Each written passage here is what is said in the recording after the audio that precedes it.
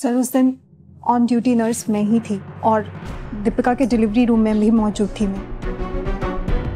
दीपिका ने जुड़वा बच्चियों को जन्म दिया था। फिर लावण्या मैम मेरे पास आई और वो दीपिका से झूठ नहीं बोलना चाहती थी। वो बस अपने बेटे और बहू को पास लाना चाहती थी। उनके रिक्वेस्ट पे मैंने एक बच्ची को लावण्या मैम को हैंड ओवर कर दिया। सर ये कैसा गेम है? हमने तो मैजिक के लिए विश मांगी थी। ये मैजिक अंकल कौन है? वो बोलेंगे तो मैं डैडू के पास जाऊंगी और अगर वो बोलेंगे तो मैं मम्मा के पास जाऊंगी। पर मुझे तो दोनों चाहिए और तू भी चाहिए।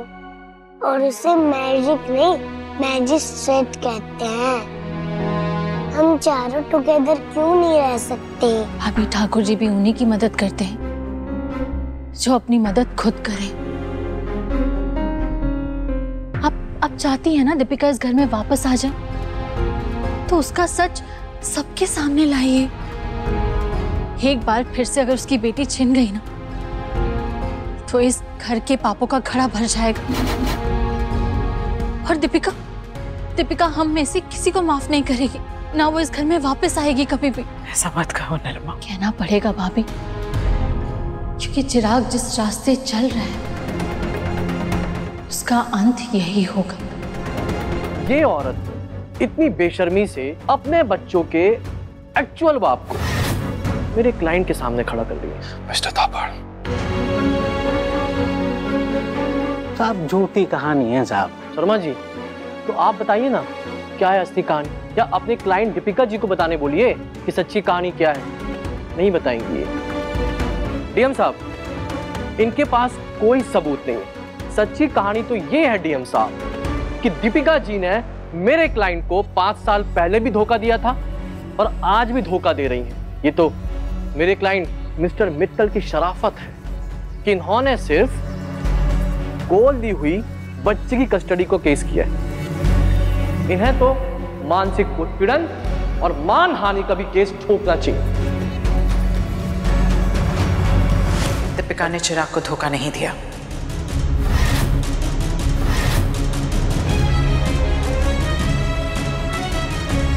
चिराग, आपने शिवानी की गवाही सुनी, अब हमारी सच्चाई सुनिए।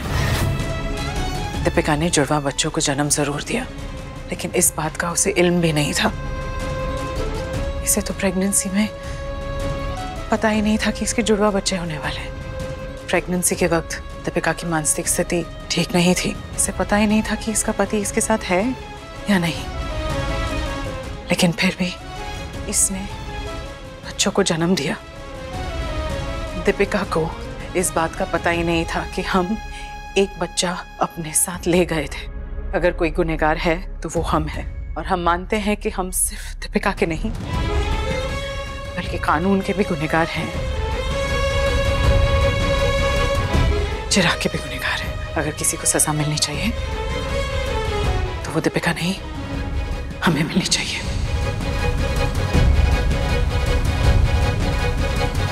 तो अब आपको आपके बेटे के खो जाने का भी डर नहीं है? कसम तोड़ दी आपने। हमने कोई कसम नहीं तोड़ी।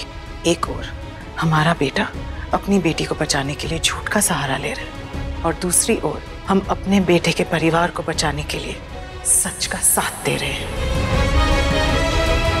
5 साल पहले जो तुमने किया वो हम नहीं करेंगे।